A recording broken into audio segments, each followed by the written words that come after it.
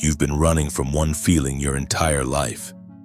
And almost everything you've done, every relationship, every job, every distraction, has been designed to avoid facing it. But here's what no one tells you. That one hidden emotion isn't just controlling your choices, it's collapsing your quantum field. It's determining which version of reality you're experiencing right now. And until you observe it, truly observe it, you'll keep creating more of the same past, disguised as your future. Let me ask you something. Have you ever felt like you know what's wrong, but you can't seem to change it? You understand the problem intellectually. You've read the books. You've done the therapy. But somehow you keep finding yourself in the same emotional patterns, the same reactive loops, the same story with different characters. Here's the thing. You're not broken. You're not lacking willpower, and you're not doing it wrong. What's actually happening is far more elegant and far more precise than most people realize. You are living inside a quantum field right now, a field that is infinite in possibility, a field that responds not to your effort, but to your alignment, not to what you're doing, but to who you're being. And here's where it gets interesting. In the language of quantum mechanics, there's something called the observer effect, the idea that the act of observing collapses a wave of possibility into a single reality. Your consciousness, your awareness, literally determines which version of the quantum field becomes your experience. But what if I told you that you've been observing from the wrong state? What if the emotion you've been running from your entire life is the very thing that's been locking you into one collapsed reality? A reality that looks a lot like your past? Ready to go deeper? Let's talk about what nobody tells you. So here's what most people don't understand about emotions and reality creation. They think emotions are just reactions to what happens. Something good happens, you feel happy. Something bad happens, you feel sad. Simple cause and effect, right? Wrong. Because here's the truth that changes everything. Your emotions aren't just responses, they're signals, electromagnetic signatures. And in the quantum field, they're the primary factor that determines which potential reality collapses into your lived experience. Let me explain this scientifically, because this is too important to leave in the realm of theory. Dr. Joe Dispenza's research has shown that when you experience an emotion, you're not just having a feeling, you're broadcasting a frequency. Your heart generates an electromagnetic field that extends several feet outside your body. This field carries information, and the quantum field, this invisible matrix of infinite possibilities around you, responds to that information. Think of it like a radio. You don't question that your car radio can pick up signals from a tower miles away. You don't see the signal, but you trust it's there. Well, your emotional state is broadcasting a signal right now, and the quantum field is receiving it. The question is, what frequency are you tuned to? Most people are tuned to survival. And here's why that matters. When you're operating from survival emotions, fear, anger, anxiety, shame, your brain releases a specific cocktail of chemicals. Cortisol, adrenaline. These are powerful chemicals designed to mobilize you in the face of immediate danger, and they work beautifully when you're actually in danger. But here's the problem. Most of us aren't running from predators anymore. We're running from feelings, and our body doesn't know the difference between a real threat and an imagined one, between a lion chasing you and the memory of your father's disappointment. So your body keeps releasing those survival chemicals, day after day, year after year, until something remarkable happens. You memorize the emotion. Let me say that again, because this is the key. You don't just experience the emotion temporarily, you memorize it. The feeling becomes so familiar, so practiced, that your body starts to crave it. It becomes your baseline, your normal, your comfort zone, even though it's deeply uncomfortable. And this is where the neuroscience gets stunning. Dr. Bruce Lipton's work in epigenetics shows us that repetitive emotional states don't just affect your mood. They literally signal your genes. They tell your cells what proteins to produce.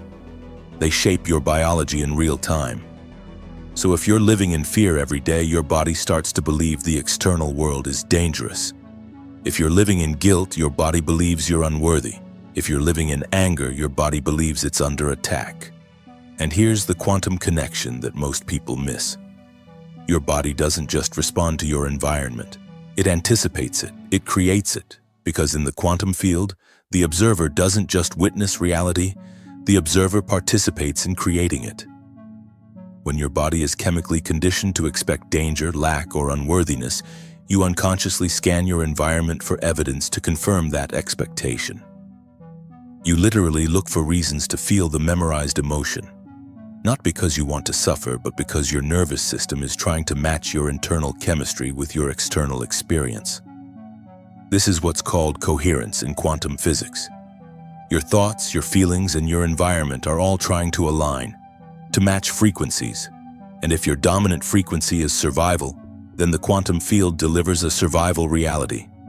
Not because it's cruel, but because it's precise. Now here's where most people get stuck. They try to think their way out of it. They use their conscious mind to set intentions, visualize outcomes, repeat affirmations. And they wonder why nothing changes. Let me tell you why.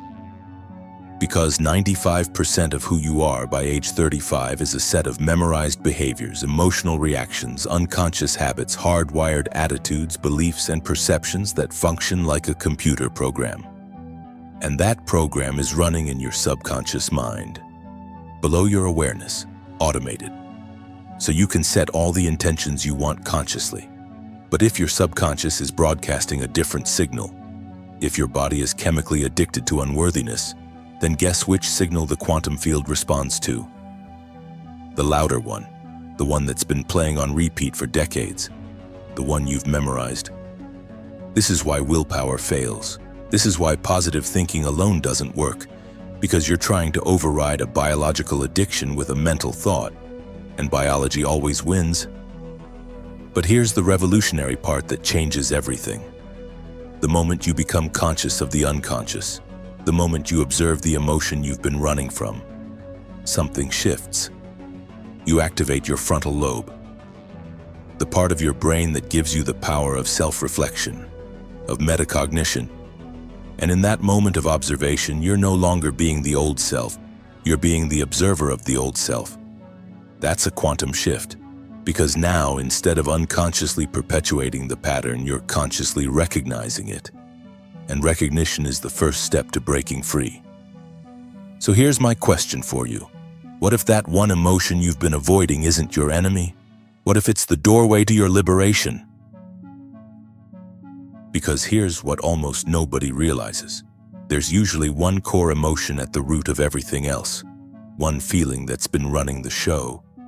One memorized state that's been collapsing your quantum field into the same reality over and over again. And it's hidden in plain sight. It might be unworthiness. The deep-seated belief that you're not enough, that you don't deserve love, that you have to earn your place in the world. It might be fear, the constant anticipation of loss, rejection, or failure that keeps you playing small and staying safe. It might be shame, the feeling that something about you is fundamentally wrong, and if people really saw you, they'd turn away. Whatever it is for you, and trust me, you know what it is, even if you've never named it. That emotion has become the lens through which you experience everything. And it's time to look directly at it. So let's go there. Let's talk about what this actually feels like in your body, in your life, in your daily experience. Because I want you to know, really know, that you're not alone in this. What you're experiencing isn't unique to you, it's the human condition when we're operating from survival. There are specific emotions that almost all of us cycle through when we're stuck in this pattern. Dr. Joe Dispenza identified 21 core survival emotions, and I'm going to list them now. As I do, I want you to notice which ones land in your body, which ones make you shift in your seat, which ones you recognize as old friends, unwanted but familiar. Insecurity, hatred, judgment, victimization, worry, guilt, depression, shame, anxiety, regret, suffering, frustration, fear, greed, sadness, disgust, envy, anger, resentment, unworthiness, lack. Now here's what's important to understand. These emotions aren't separate. They're all connected, neurologically and chemically. They feed each other. One leads to another in a cascade. You might start with anger. That anger leads to frustration. Frustration leads to hatred. Hatred leads to judgment. Judgment leads to envy. Envy leads to insecurity, and insecurity makes you competitive, selfish, defensive. See how it works? It's a chain reaction. And somewhere in that chain is your core emotion, the one you memorized first, usually in childhood, usually in response to something that happened that your young nervous system couldn't process. Maybe it was a parent who was emotionally unavailable. Maybe it was criticism that told you you weren't good enough. Maybe it was trauma, loss, or abandonment. Whatever it was, your body created a survival response. And that response became your default setting. Now let me ask you this. How do you think when you feel this way? Because here's the thing about memorized emotions. They don't just affect how you feel. They shape how you think. Your state of mind is directly linked to your emotional state. If your core emotion is fear, then your thinking becomes anxious, overwhelmed, desperate. You scan for threats, you catastrophize, you anticipate the worst. If your core emotion is anger, your thinking becomes controlling. Judgmental, self-important. You need to be right. You build walls. You push people away before they can hurt you. If your core emotion is suffering, your thinking becomes victimized, depressed, resentful. You tell yourself stories about how life is unfair, how you never get a break, how everyone else has it easier. And here's what most people don't realize. Your thoughts create more of the same emotions. So you get stuck in a loop. You think the thought creates the feeling reinforces the thought strengthens the feeling, round and round. A cycle that runs automatically below your conscious awareness. And all of this, every thought, every feeling, every reaction is happening in your body. This is the part that people miss. Your body isn't just experiencing the emotion, your body is becoming the emotion. Let me explain what I mean. When you think a thought, your brain releases neuropeptides, chemical messengers that travel through your bloodstream and bind to receptor sites on your cells. Every thought has a chemical signature, and every cell in your body has receptor sites waiting to receive those chemicals. When you think the same thoughts over and over, your cells develop more receptor sites for those specific chemicals. They start to crave them. They literally become addicted to the chemicals of your familiar emotions. So even when you consciously want to change, your body is pulling you back to the familiar feeling. Because your cells are hungry for the chemicals they've become addicted to. This is why it's so hard to break the pattern. You're not just dealing with a mental habit, you're dealing with a biological addiction. Now I want you to close your eyes for a moment. If you're in a place where you can do this safely, just close your eyes. Think about your core emotion, the one you know is there, the one you've been carrying. And I want you to notice what happens in your body when you think about it. Do you feel hot, irritated, jittery, weak, flushed, deflated, tight? Where is the feeling located? Is it in your chest, your throat, your stomach, your shoulders? Notice how your breathing changes. Notice any pain, any tension, any numbness. Don't try to change it. Don't try to make it go away. Just observe it. Be with it. Allow yourself to feel the emotion as energy moving through your body. Because here's the truth that no one wants to hear. Almost everything you have done in your life has been to run from this feeling. Think about that for a moment.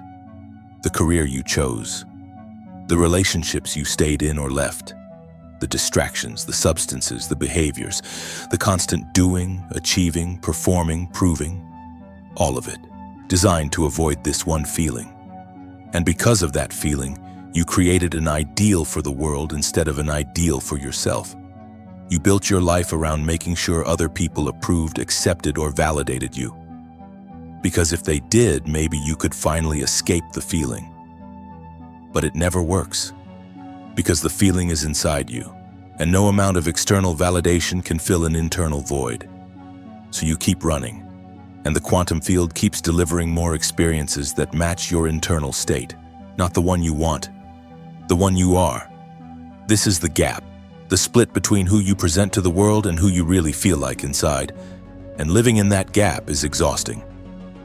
But here's what I want you to hear. This isn't your fault. You didn't choose to memorize this emotion. Your nervous system did what it needed to do to survive, and now you have a choice. Because here's what no one tells you about the observer effect. The moment you observe something, you change it. In quantum physics, this is a proven phenomenon. A particle exists in a state of probability, a wave of potential. Until it's observed, the act of observation collapses the wave into a definite state.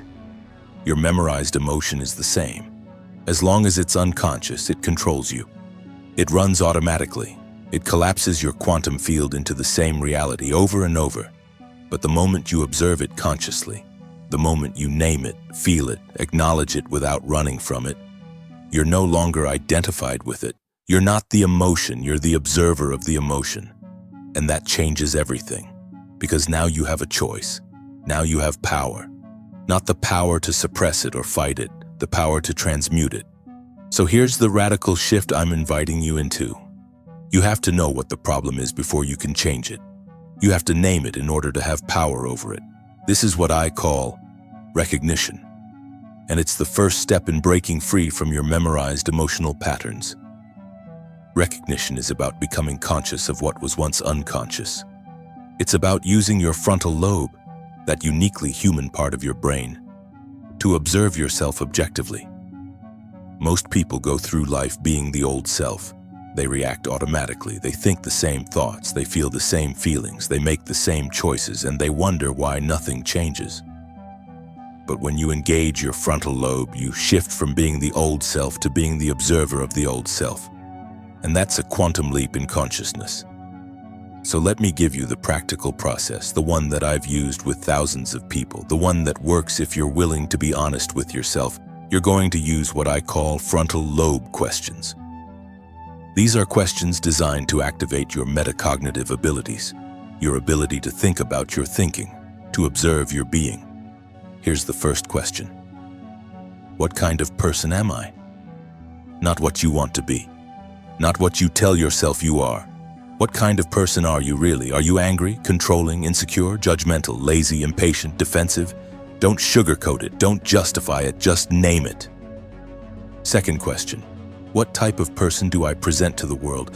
This is the mask, the persona, the version of yourself you've constructed to be acceptable, likable, successful, the performance. Who do people think you are? And here's the question that cuts deep. Is there a gap between those two? Between who you are inside and who you show the world? If so, that gap is where your energy leaks. That gap is where your power is drained, because it takes enormous energy to maintain a false self. Third question, what emotion do I struggle with every single day? You know what it is. You felt it this morning. You'll feel it again tonight. It's the emotional weather system that follows you everywhere. Is it anxiety, unworthiness, fear, resentment, guilt? Name it.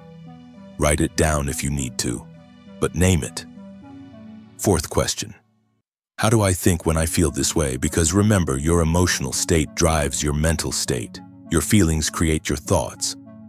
When you feel your core emotion, what thoughts automatically follow? Do you think victim thoughts? Why does this always happen to me? Do you think controlling thoughts? I have to manage everything or it will fall apart. Do you think catastrophic thoughts? This is going to end badly. I know it. Pay attention to the pattern, because this is your subconscious program running. Fifth question. What physical sensations do I associate with this emotion? Because your body is the unconscious mind, and the body never lies. Close your eyes again. Think about your core emotion and scan your body. Do you feel tightness in your chest? A knot in your stomach? Tension in your jaw?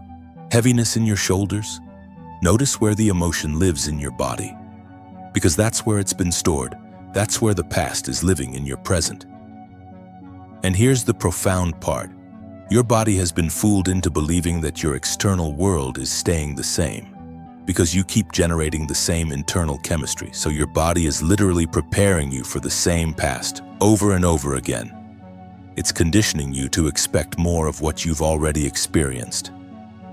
This is why you can't just think your way into a new future, because your body is anchored in your past. But when you become aware of these sensations, when you observe them without judgment, without trying to change them, you begin to separate your consciousness from your conditioning. You begin to wake up from the dream. Now here's where this gets really powerful.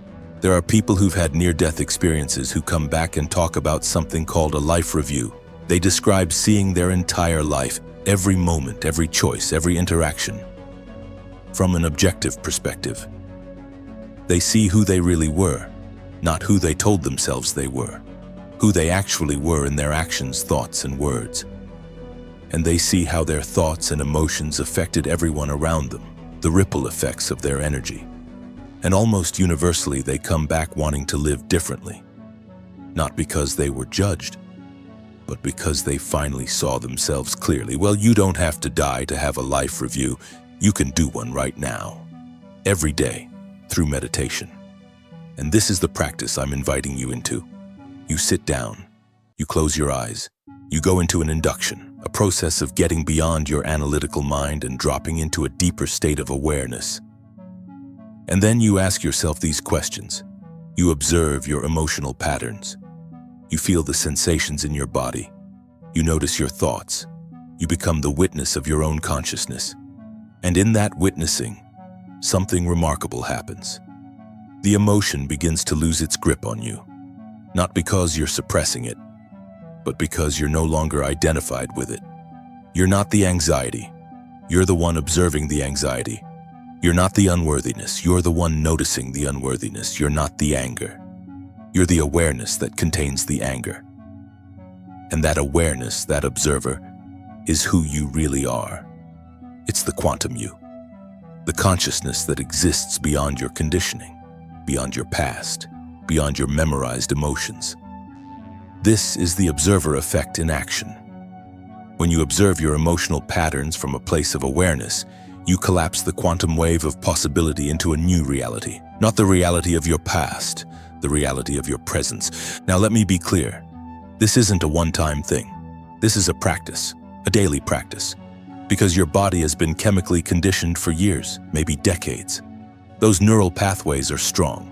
Those cellular receptor sites are hungry for their familiar chemicals, so you have to practice taming the body, teaching it that it no longer has to run on autopilot, that it no longer has to be the mind. And the way you do that is through observation, through feeling the emotion without reacting to it, through being present with what is instead of running from it. Some days it will be easy. Some days it will be hard. Some days you'll feel like you're getting somewhere. Some days you'll feel like you're back at square one. But here's what you need to understand. Every time you observe the emotion instead of being controlled by it, you're weakening the old neural pathway. You're pruning the old circuitry. And every time you choose a different response, a different thought, a different action, you're creating a new neural pathway. You're wiring in a new possibility. This is neuroplasticity, the brain's ability to change itself. And the quantum field responds to that change. Because you're no longer broadcasting the same signal. You're no longer collapsing the wave of possibility into the same reality. You're becoming someone new, not in the future, right now, in this moment of observation. And the quantum field meets you there. So here's what I want you to do tonight, or tomorrow morning, or whenever you can create 15 minutes of uninterrupted time. Sit down, close your eyes, and do this recognition practice. Start by asking yourself, what emotion have I been running from my entire life? Don't overthink it. The answer will come. It's been there all along, waiting to be seen. Once you've named it, feel it. Allow yourself to experience it fully in your body. Notice where it lives. Notice how it moves. Notice the sensations without trying to change them. Then ask, how do I think when I feel this way? What state of mind does this emotion create? Notice the thoughts. Notice the patterns. But don't judge them, just observe them, and then ask, who have I become because of this emotion? What kind of person have I been? What kind of reality have I created? Be honest, brutally honest. This isn't about shame. This is about clarity. Because only when you are truly conscious and aware do you begin to wake up from the dream. And here's the promise I'm making to you. If you do this practice, if you show up and observe yourself with this level of honesty, your life will begin to change. Not because you're trying to force a change, but because you're no longer unconsciously perpetuating the same pattern. The observer effect doesn't lie. The moment you observe something at the quantum level, it transforms, and you are not exempt from that law. Your consciousness is the most powerful force in your reality, not your circumstances, not your past, not the people around you, your awareness, your observation, your presence. That's what collapses the quantum field. That's what determines which version of reality you experience. So the question is, are you ready to observe? Are you ready to see yourself clearly, perhaps for the first time in your life? Because once you do, there's no going back to unconsciousness. Let me tell you what happens when you truly commit to this. At first, it's uncomfortable. You're going to feel the emotion you've been running from. You're going to want to distract yourself, to numb out, to go back to the familiar patterns. Your body is going to resist. It's going to crave the old chemicals. It's going to send you signals that something is wrong, that you need to go back to the old ways. But if you stay with it, if you keep observing, keep feeling, keep being present, something shifts. The emotion begins to move. It begins to transform. Not because you're fighting it, but because you're finally allowing it to be seen. And in that transformation, you discover something profound. The emotion was never the problem. The running was the problem. The emotion was just energy. A sensation in your body. A chemical cascade in your nervous system. It wasn't who you are. It was something you were experiencing. And when you stop running from it, it loses its power over you. You become free. Not free from the emotion. Free from the identification with it. And that's when the quantum field begins to respond differently. Because you're no longer broadcasting the same signal. You're no longer collapsing reality into the same pattern. You're present. You're aware. You're conscious. And consciousness is the force that creates new realities. This is what it means to be reborn in the same life. Not to start over. Not to become someone else. But to wake up to who you've always been beneath the conditioning. The quantum you. The observer. The consciousness that was there before you memorized the emotion, the consciousness that will be there after you've released it. That's who you really are. Not the fear, not the unworthiness, not the shame or anger or anxiety. You are the awareness that contains all of it, the space in which all emotions arise and dissolve. And when you live from that awareness, everything changes. Your relationships change, your health changes, your energy changes, your reality changes. Not through force, not through trying, but through alignment, through coherence between your consciousness and the quantum field, through the observer effect in action. This is the power you've had all along, the power to observe, the power to witness, the power to choose which version of reality you collapse into form. And it's been waiting for you to claim it. So here's my question, the question that matters more than any other. Are you ready to stop running? Are you ready to observe? Are you ready to become the quantum you? So here's what we covered today. You have one core emotion that's been controlling your reality, an emotion you memorized probably in childhood that became your default state. That emotion broadcasts a signal into the quantum field, and the quantum field responds by delivering a reality that matches that signal. You've been unconsciously creating more of your past, disguised as your future. But the observer effect changes everything.